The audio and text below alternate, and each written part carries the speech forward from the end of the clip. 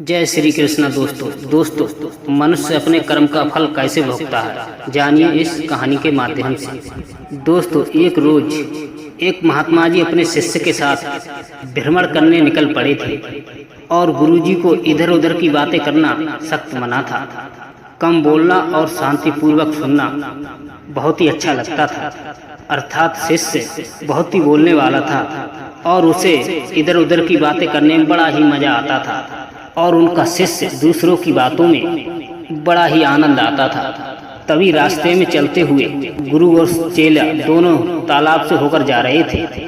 तभी उन्होंने देखा एक मछुआरा नदी में जाल डालकर मछलियां पकड़ रहा है। तभी शिष्य को यह सब देखकर बहुत ही बुरा लगा और वो शिष्य मछुआरे को अहिंसा पर्व का उपदेश देने लगा, लेकिन वो मछुआरा उसकी बातों को कहाँ समझने वाला था। उसने पहले उस बात को टालना चाहा और जब बात बहुत बढ़ गई तो शिष्य और मछुआरे के बीच बात को लेकर झगड़ा शुरू हो गया। जब झगड़ा अधिक बढ़ गया तभी गुरुजी आगे निकल चुके थे। तभी उन्होंने देखा झगड़ा काफी बढ़ चुका है और वो लौटे और अपने शिष्य को डांटा और साथ चलने को कहा और अपने शिष्य का हाथ पकड़कर साथ ले जाने लगे। तभी गुरुजी ने कहा, बेटा, हम जैसे भी साधु हैं वैसे सभी साधुओं का काम समझाना है। अर्थात ईश्वर ने हमें किसी को दंड देने के लिए धरती पर नहीं भेजा है।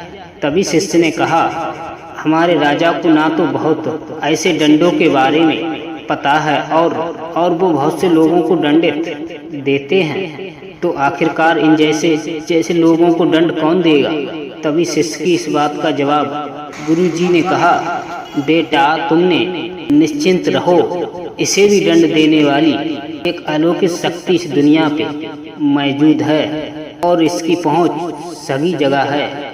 ईश्वर की दृष्टि हर जगह मौजूद है और वो सब कुछ देख रहे हैं। इसीलिए तुम मेरे साथ चलो और इस झगड़े में तुम्हारा पड़ना गलत होगा। तभी शिष्य गुरु की बात सुनकर संतुष्ट हो गया और वो उनके साथ चलने लगा। इस बात को हुए 2-3 वर्ष बीत चुके थे। तभी एक दिन गुरु और शिष्य दोनों उस नदी के किनारे से होकर गुजर रहे थे जिस नदी के किनारे गुरु के शिष्य और मछुआरे से लड़ाई हुई थी। और शिष्य भी 2 साल पहले की कहानी को भूल चुका था और उसी ने उस तालाब के पास देखा, वहाँ एक सर्प चोटैल पड़ा है जिसे चींटियां खा रही हैं। तभी शिष्य ने यह दृश्य देखा कि इस सर्प को तो चींटियां नोच कर खा रही हैं। उससे बचाने के लिए जाने ही वाला था, तब तक गुरुजी ने आकर उस शिष्य का हाथ पकड़ लिया और उसे जाने से मना किया। बेटा, इसे अपने कर्मों का फल भोगने दो।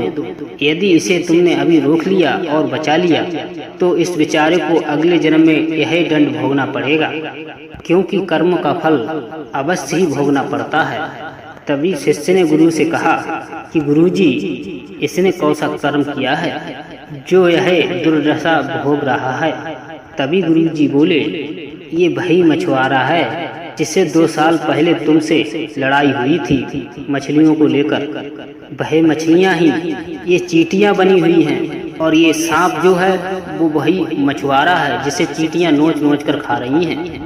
यह सब सुनते ही बड़े आश्चर्य शिष्य ने कहा, गुरुजी, ये तो बड़ा ही विचित्र न्याय है।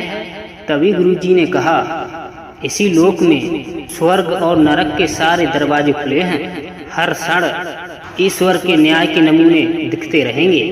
इसीलिए अपने कर्म को हमेशा याद रखो, क्योंकि सच यह है वो तुम्हें भोगना पड़ेगा। जीवन का हर पल कीमती है, इसीलिए बुरे कर्म के साथ व्यर्थ मत गमाओ। शिष्य को गुरु की बात स्पष्ट रूप में समझ आ गई। दोस्तों, यदि हम बहुत अच्छे कर्म करेंगे तो उसी के अनुसार ईश्वर हमारे साथ अच्छा व्यवहार करेंगे। इसीलिए आप भी अपने जीवन में बुरे कर्म ना कीजिएगा, सिर्फ अच्छे कर्म कीजिएगा। प्रभु आपको अवश्य सुखी और धनवान बना देंगे। तो दोस्तों, कैसी लगी हमारी ये आज की कहानी, हमें कमेंट बॉक्स में अवश्य बताएं। जय श्री कृष्णा, राधे राधे।